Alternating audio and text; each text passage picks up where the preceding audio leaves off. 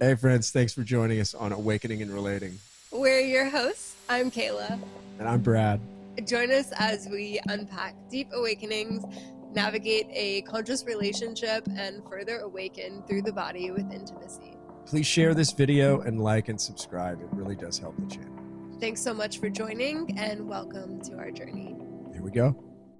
Awakening itself is challenging. It provides for a bit of a bumpy ride. Like, it's beautiful. There's a lot of freedom in it. It's actually the ultimate freedom if you get all the way. I know there's not really stages, but there kind of are. And that being said, it kind of flips your whole life around, like yours, for example, right? Like, you were a completely different person years ago. I was a completely different person. Like, I thought I was a person.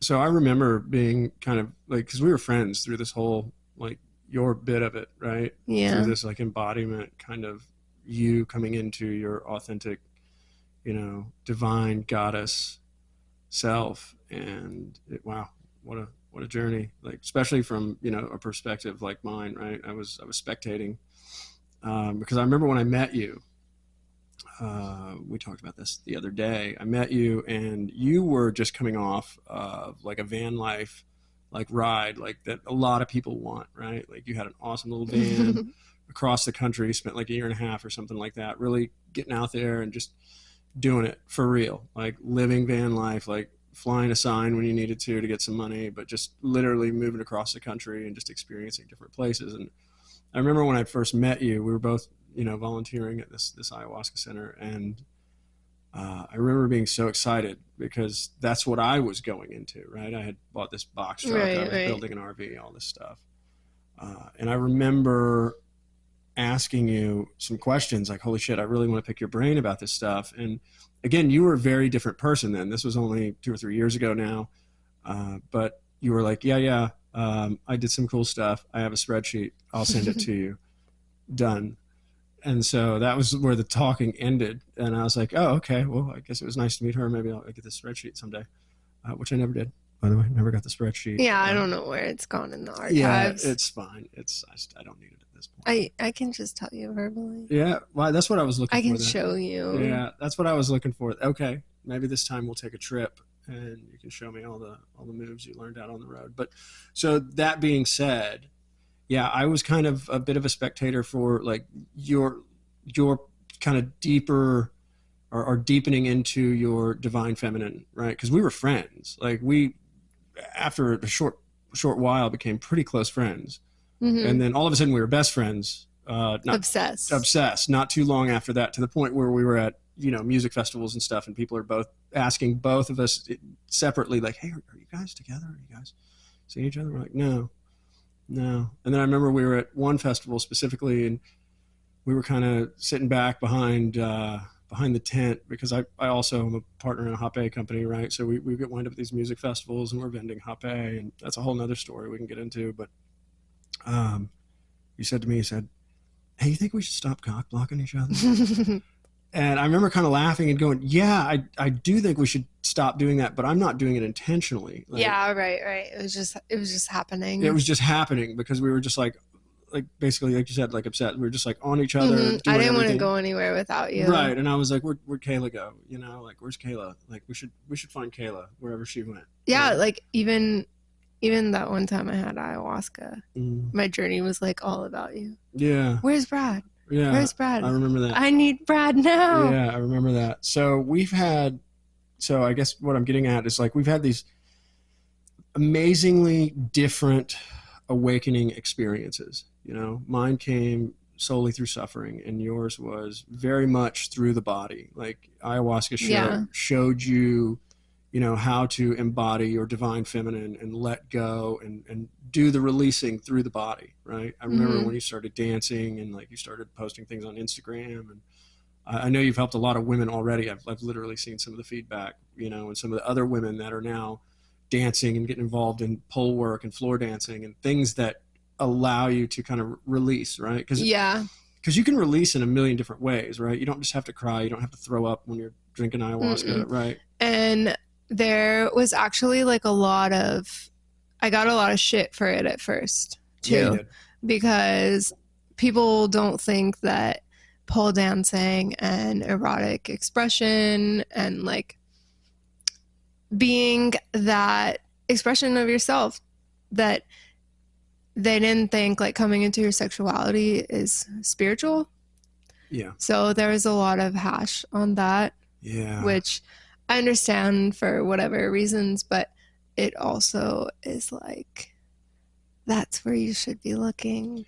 Yeah. I mean, for me, it seems it's very short-sighted, like for people to, because there's no way, at least through the experiences that have come through this form, there doesn't seem to be a wrong way to express, right? The all, God, Allah, Shiva, whatever you want to call it, right? However you decide to point to it. It doesn't have like an opinion list, like this is the wrong way to express in human form. Mm-hmm. And the funny thing is that we're 1,000,000% sexual beings. Without having sex, there are no other beings, right? Yeah. I was talking about this today. Yeah. And then even like naked bodies, like we are sexual beings, but things aren't sexual necessarily until we make them sexual. Right. Nudity is not sexuality, right? Just because you're naked doesn't mean sex. Yeah. Right. So, and you and I, as a matter of fact, were at a no clothing beach today. So much fun. Yeah, it was just a blast. Like one of the things I want to point out about that I thought was, and thank you by the way for taking me, was it last week or something, for the first time. It's the first time I've been to a nude beach. I mean, I've been skinny dipping and stuff, but it's totally different. It's totally different. Like, you know, full tilt daylight, people all over the place, and you're just like no clothes at all. And something you pointed out to me that I feel very deeply and really resonated with me is that if you're not wearing the clothes, you're not wearing the clothes, right? You're not trying to, does this make my ass look good? Does this make my arms and chest look good? Do I look good in these clothes? Right. So you're just out there raw. Yeah. Cause it's like for me, when I went to the first nude beach ever, I realized like, I've always loved getting naked, being naked, but I realized there on the beach, like how much I was still hiding behind my bathing suit. Yeah. Like even the type of bathing suits that I would wear, I would only wear that were like flattering to my body, made my boobs look good, my ass look good. But now it's just like, this is it. This is the whole thing, right? Yeah. This is it out here. There's nothing to, and so for me, this is where like I really geek out into the, you know, the deep spiritual side of things because, you know, I thought I was the role of Brad for, you know, 30 something, 36, 37 years of my life. And I thought I was the persona that I had built, you know, and this goes a long way to that, right? So instead of wearing your role to the beach, like you kind of literally are disrobing, right? Like quite literally. And in doing so, you can also put down a little bit more of that persona because you're not trying to be somebody who looks good in this suit. So I thought that was really profound. So thank you again, Kayla, for taking me to my first all naked beach. So yeah, I had an awakening back in 2017. Yours has been ongoing for several years now. It's funny though, when we talk about awakening and when they start, because it's not really, there's not really a start and there's not really a finish from what I can ascertain thus far. Either everybody's asleep or nobody's asleep, right? And Buddha said something to the effect of that when he awakened, simultaneously all other beings awakened.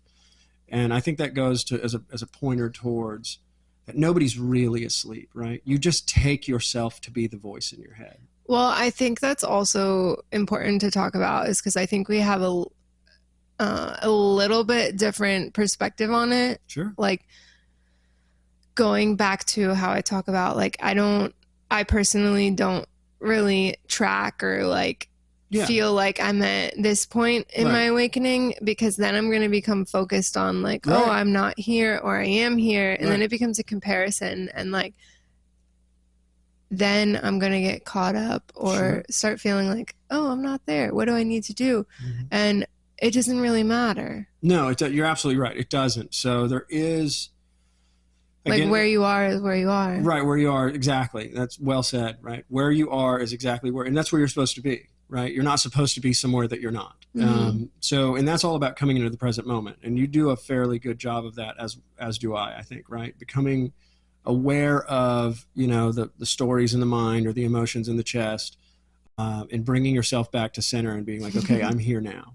right? And I'm not the stories that are getting generated in my head. I'm not the emotions, right? Although those are aspects and they're experienced through this form, they're not me, right?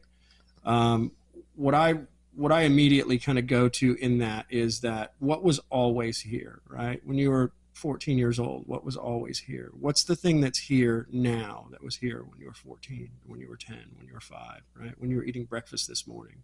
What's that thing that was here then that's here now, right? And so I agree with you 100%. It's hard to talk about because if you do start putting things out there in the sense like there's a next step, then the mind will automatically say there's something to achieve, right? There's a goal here to be had, and then I will use effort to get to that goal.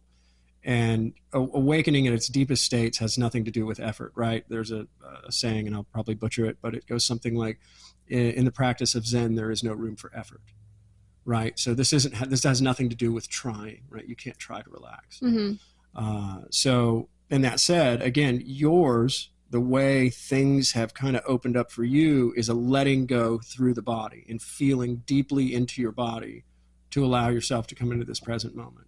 So yeah, absolutely. Like coming into my body. And I share a lot of videos of me dancing or movement and my embodiment, like getting in my body and feeling practices are, I call it like a mix of kind of like yoga stretching, but then some like twerking, pole, floor dancing, and really just intuitively moving my body. And it's like almost hard to describe, but when I'm in that, it's very much like a flow state. But I enter this space where my body feels like it's melting, and I just shut my eyes, and it's like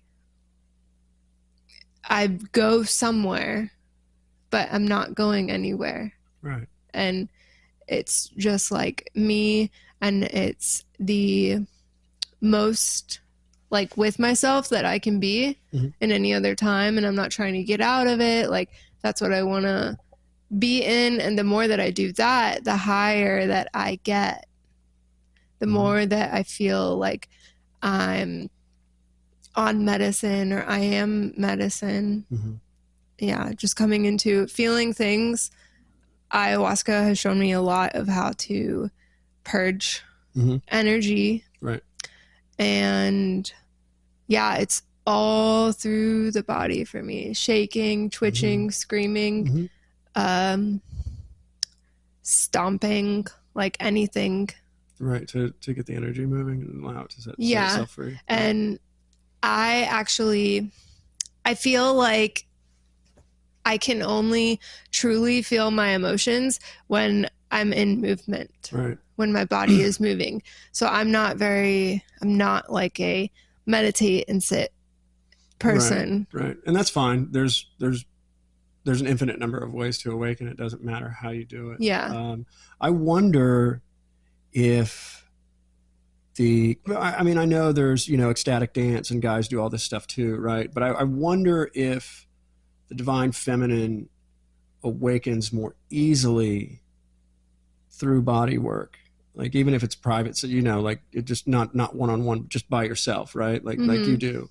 I wonder if the divine feminine has a way of kind of breaking through, because it seems like to me what I can gather through, some of the reading I've done and some of the kind of sages and stuff that I follow, it seems like at least the masculine approach is very contemplative. Right. It works through the mind. Right. Yeah. You use the mind to kind of unlock the mind's grip on what it thinks it is. Right. Where the feminine approach is to experience your emotions very deeply, like fully unfiltered, no judgment. Right. This is what this emotion feels like, and sit in it deeply. And I wonder if does the divine feminine express or shine more deeply, come through the body than maybe the divine masculine, because again, at least for the experience that come through Brad is, I would say for sure, because the feminine is more like flowy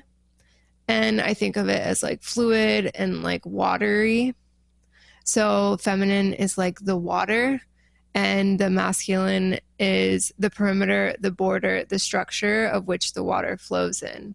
So the The water, vessel. yeah, in movements, feeling, and even thinking of like rage, that emotion when we are angry, experiencing that, or rage. What is like our body's first reaction? Usually to hit something, to throw something, to break something. Right, some kind of outburst. Yeah, something through the body, and that's just the first reaction.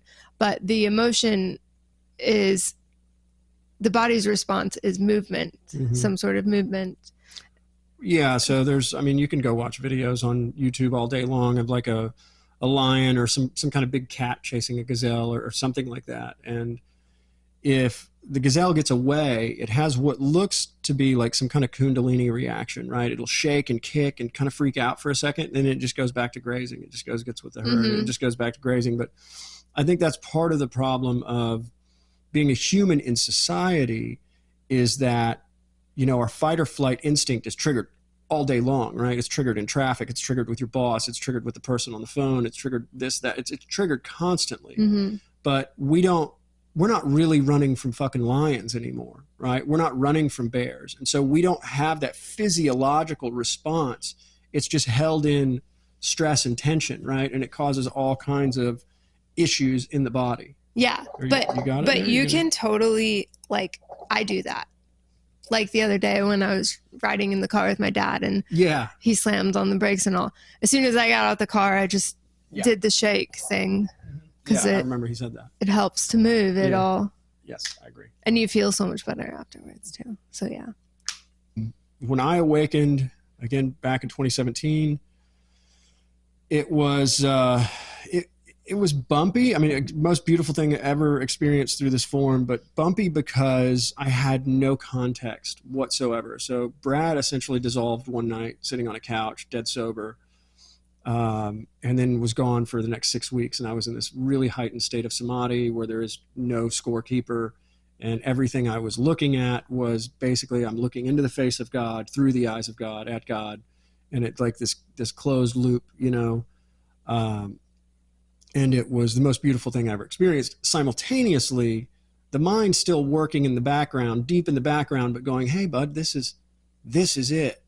Like, you're going to be in padded cells. Like, you're going to be medicated, and somebody's going to come bring you your medication every day at, 8 a.m., noon, and 4 p.m. before your Jell-O dinner.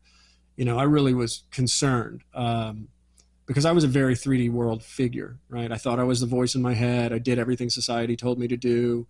I was fairly successful. And got all the things over and over and over, and found out very quickly that there is no lasting joy. There is no love in material goods or experiences. In any event, when I awakened, it was confusing. But again, it was the most beautiful thing that I'd experienced. It also felt like home. Like I felt like a level of familiarity with the process of letting go into this moment where Brad dissolved in such a way that I can't quite describe it in words, right? Freedom that I can't quite describe in words. It seems like all the ways I would try to describe freedom are based on concepts. And what I'm talking about is outside of concepts, right? It's free from concepts, but it's totally free.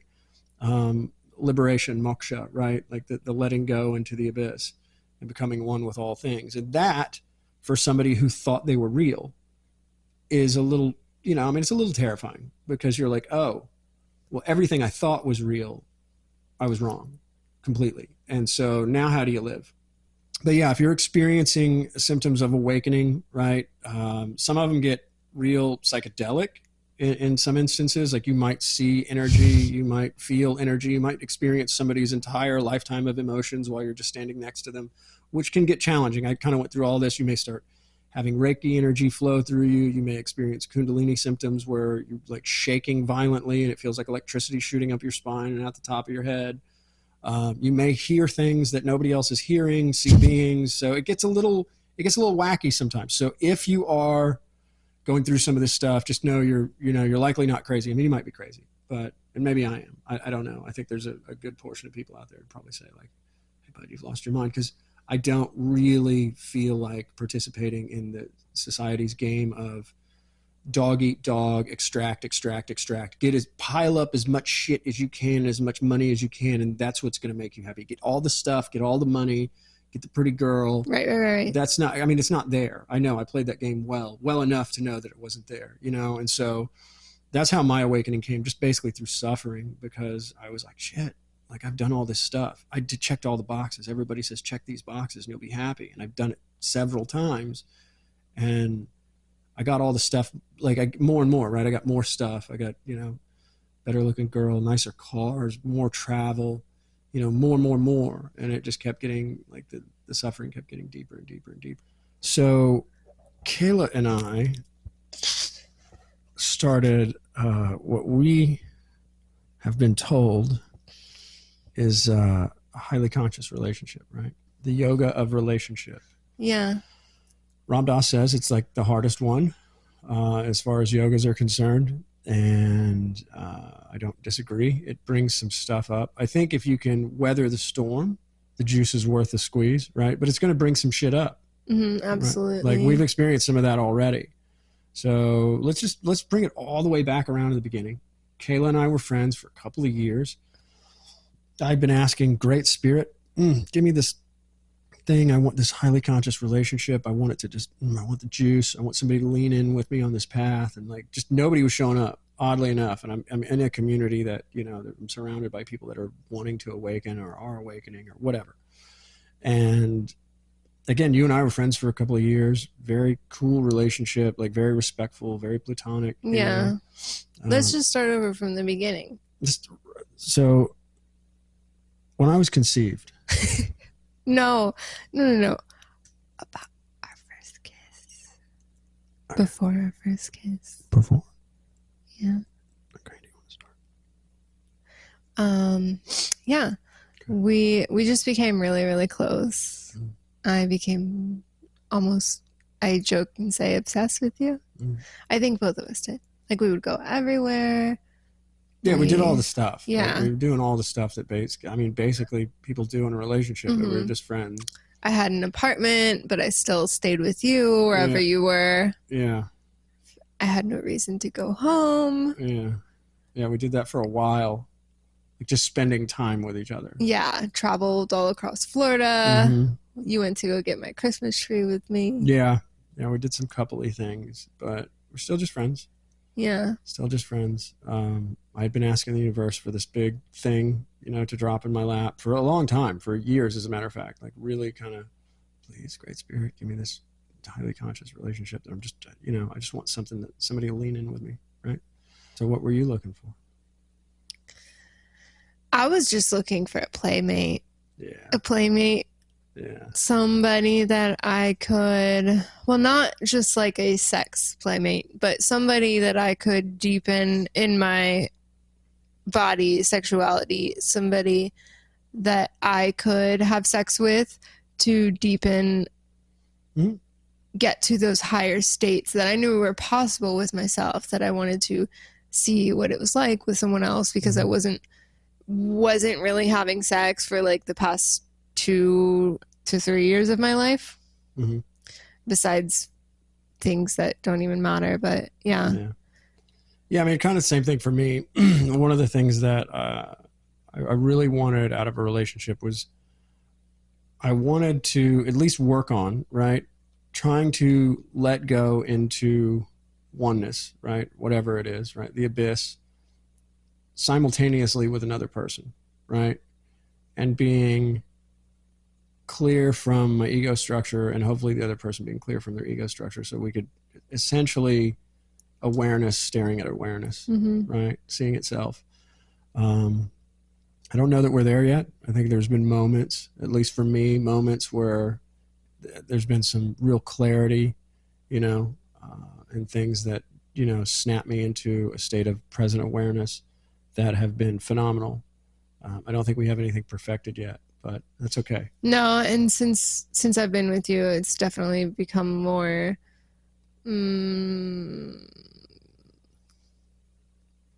more meaningful than I was intending it to be. Yeah. More meaningful connection with myself and you and to God. Yeah, I think so. Yeah, God's got that word's got whiskers on it, I think, but it's okay because it's just been thrown around so much. I'm saying God I as know you everything. are. Right, the all. Mm-hmm. I snapped out of a meditation once years ago, and I came to and I sat up and I said the all, and I didn't know what it meant. I just assumed it was it, and it seems to be. I later heard Adyashanti talk about it, and some other folks talk about the all, but it's like the Tao, I guess. Like God doesn't seem to be a man on a cloud, you know, up in the sky that's looking down on us. It doesn't seem to be that way. It seems to be conscious. It doesn't seem to be male or female, you know. But in any event, yeah. So our goal, like initially, was a little different, right? Like I wanted somebody to go in deeply through relationship and not only help uncover the blind spots, right? Because as you're awakening, you start to see patterns, right? And you can start to let go of those patterns once you recognize them as patterns. But through relationship, you're going to uncover more. And we ran into some of that. Your motivations were a little bit different. You wanted to experience deeper levels of awakening through sexuality, right?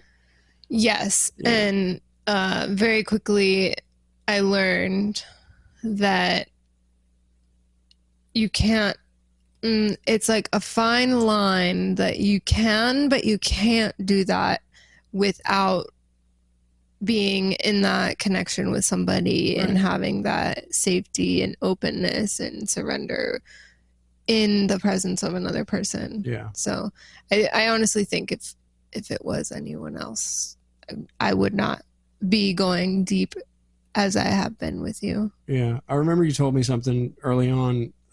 You said this was the first time that your body was telling you that you feel safe. Oh, yeah. Yeah. So it's a little spicy. You never talk about it. That's what we're here for, I think. So, hey, folks, the spicy's coming. Yeah. So, yeah, I think it was maybe like a month or a couple weeks after we first got together, whatever we're calling I was struggling with that point, after we first got intimate sexually. And we were just starting to have sex, and you penetrated me, and that was like my body was like, oh, home. And I had never ever experienced that before. Never ever. And it was just almost like me like floating, but having like that feeling of like a baby being held by like safety with mom, and like rocking back and forth, but floating, but like safe. Home. Yeah. It's wild how that sense of home comes through in different ways. Again, mine was very much through, it was still a release, right?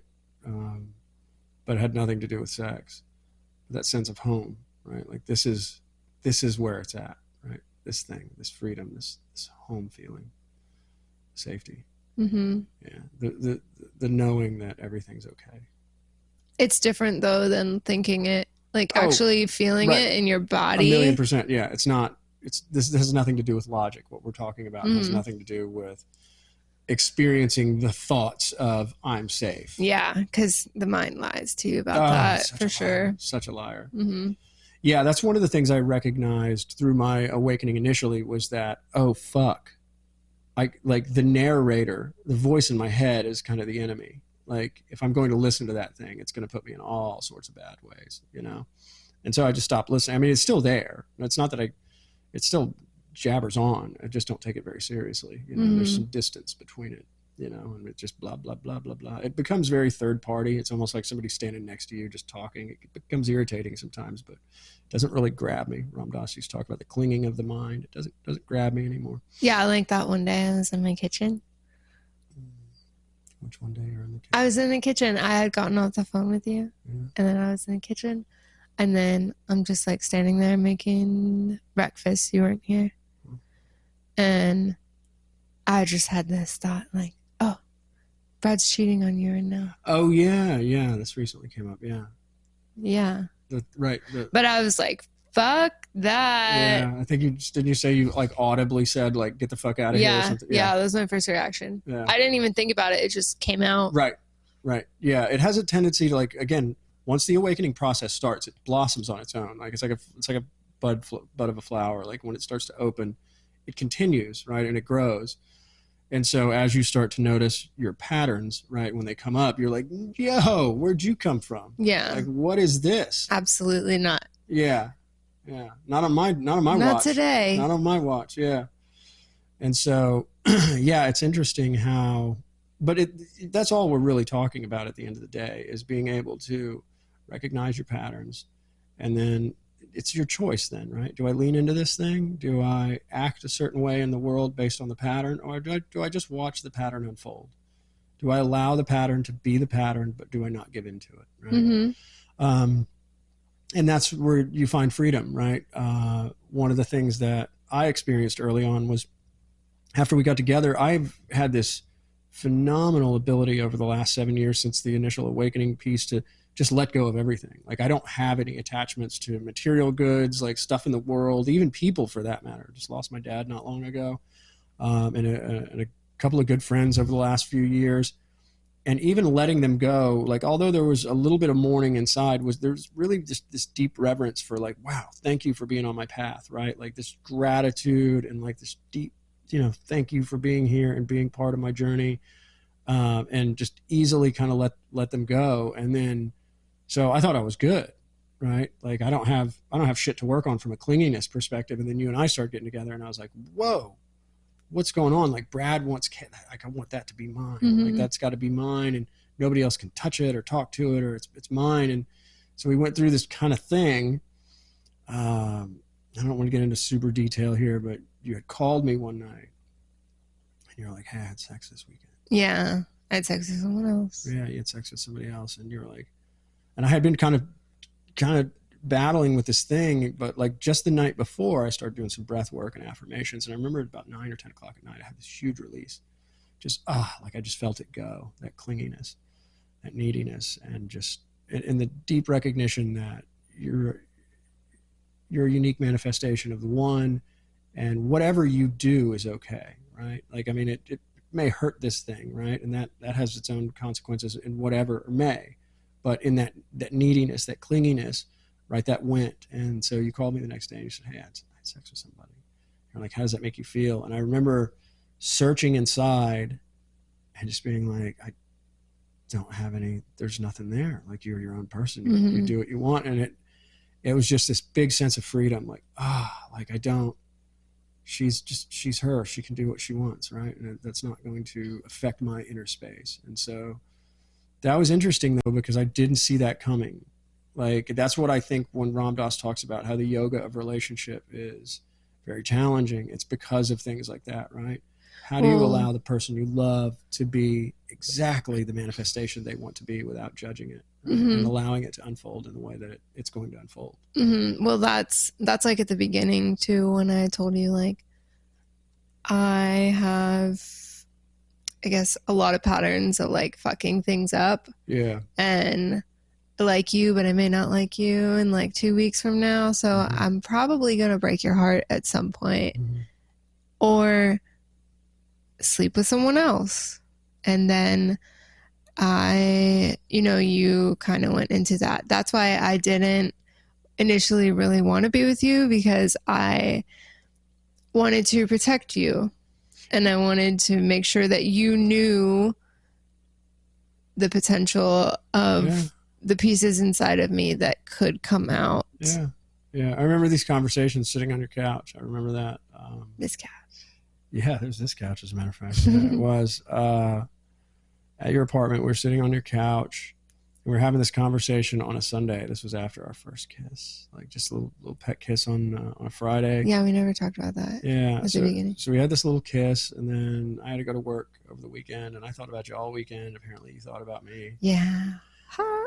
And then we got, and it was just a little bitty tiny pop kiss, as you call it. Yeah, and so we got back together on Sunday and sat down, and we were like, hey, are we gonna try this thing? Are we gonna do this? And then we kind of did. And then you were like, hey, we should probably just spend like a week together just to see, you know. And then I was like, okay, done. I'll be there in 3 days. Yeah. And then, yeah, we stayed a week together. But then there was some bumps in that too, right? Again, this was where I started to learn. You were like, hey, you know, we talked about all of it up front, but then I started seeing it like unfold. Like 3 days in, you're like, yeah, I'm completely done with you. Like, you just stay over there. We're just friends again, 100% done. I was like, okay.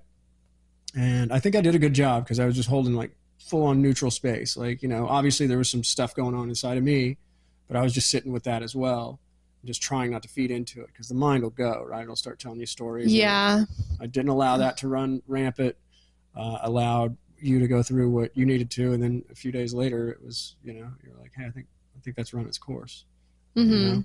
But I think there's the big lesson in that is that most of us, you know, in the world, like if something goes a little off of what our expectation is, right?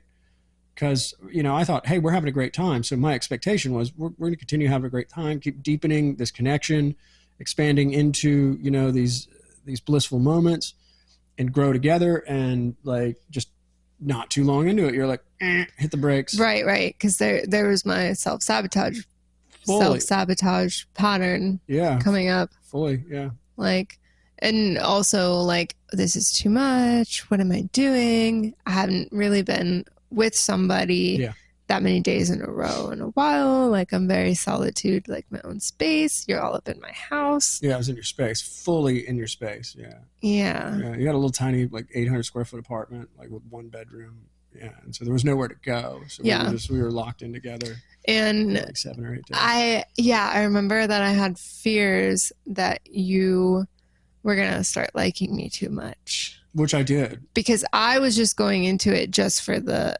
sex together. Yeah. You were literally, I think you said that. You were like, look, I'm looking for a safe, basically, sex partner to help try to expand. Yeah. Right.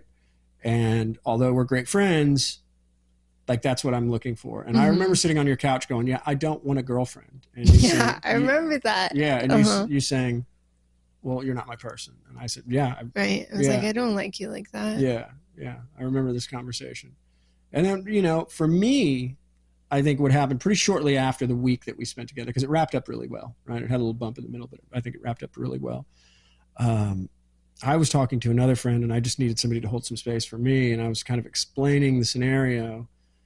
And I said, I really feel like I just want to lean in because I've already leaned into a bunch of, I don't want to call them meaningless relationships because as Brad, the persona, like I thought they were meaningful. I thought I was expressing love and all this stuff. Right. But I hadn't experienced anything like what I had experienced with you, even with the bumps. And I was like, you know, I feel like I want to lean in, but I want to do it with a level of detachment, right? The same detachment that I got with I slept with somebody, right? That same ability to go, okay, this is that thing expressing and me not judging or expecting it to act in a certain way. And so, I was telling a friend this and she says, so what are you going to do? And I said, well, I think it's better to have loved and lost. So I'm leaning in. And this was before Kayla was leaning in, for sure. I know. I remember you called me and I was like, yeah, I don't think I want to do this anymore. And you're like, no, just lean in. Just lean in. What's going to happen? Yeah, what's the worst that can happen? So I was like, this is manipulation.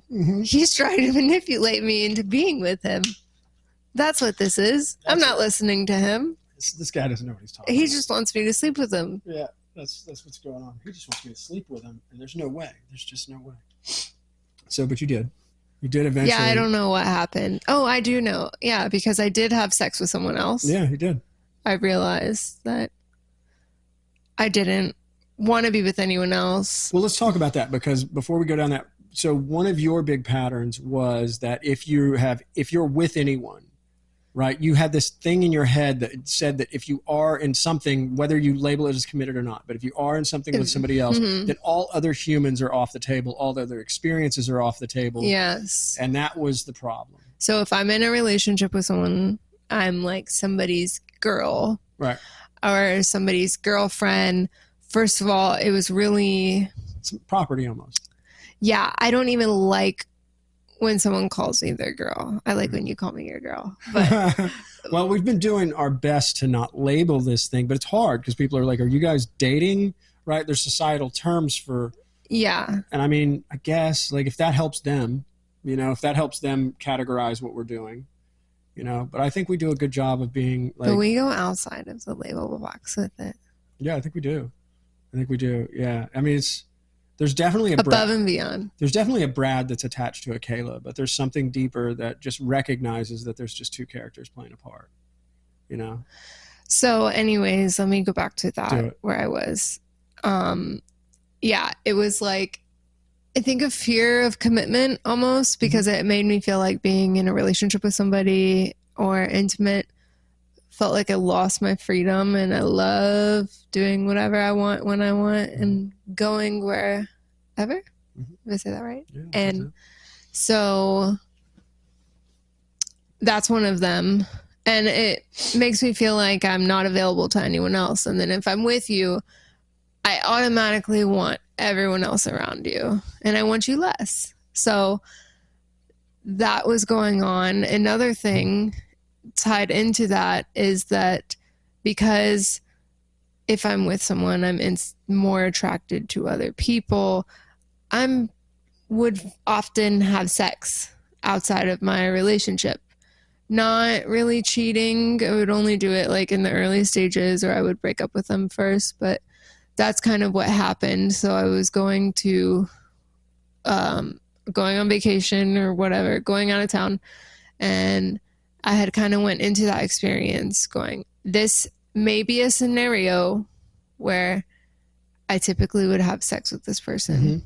And I kind of went into it. I did go into it saying, hey, we're not going to do this, because just making that like grounded decision going into it. And then it came time, I thought about it, and I had thought about it for a couple days or a day or two. And I was like, I kind of do want to have sex with this person.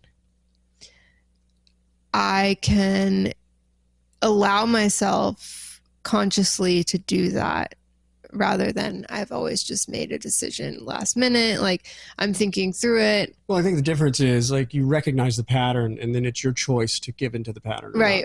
Other than the pattern just running its course. And there's a difference. The difference in this is that, so I did have sex with the person, and I did realize that this is not really what I wanted with them. It was a great time, but no thank you. And I instantly felt like I had done something wrong with you. Like, I felt regret.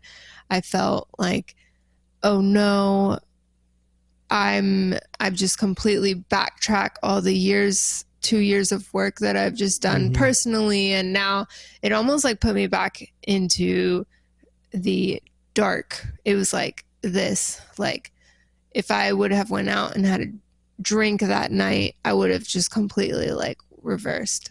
Yeah. It's kind of felt like that. Like, I felt a little shitty about it. But then, the more that I thought about it, I'm happy that I did that, because I made the decision, and was able to move through it without completely reverting back to my old ways. Yeah, absolutely. Yeah. I think for both of us, it was just like all things in life. Like, you can't connect the dots until the dots are there to connect. Steve Jobs said something along those lines. But having not had that experience with you, the thing that I thought I had already released would not have come up. I would not have actually been able to let that go and find more freedom, deeper awareness, more understanding. Right. So I think oftentimes so many of us look at life in a way that we have to get what we want, and if we don't, it's a problem, right? Or these are my plans for the next 5 years, and if these don't work out, then that's a problem. But it's always working out for you, like to deepen your experience in human form, and I think for both of us, that was absolutely invaluable, because if that had not happened, you would not have had the experience of, oh, this is a pattern that I no longer have to give into, right? I can recognize it for what it is. And it could have, like, if I didn't have that experience happen so soon in our relationship, I would have been struggling with it probably throughout, because I wouldn't have had sex with someone. Right. I would have gotten deeper with you and kept resisting and resisting. And then who knows what would have happened. Sure. A lot of ifs, the biggest word in the dictionary, right? Yeah. So, yeah. And then again, for me, like the ability to go, there's nothing in here. Like, you know, nobody's hurt, right? It's just, I'm experiencing the conversation.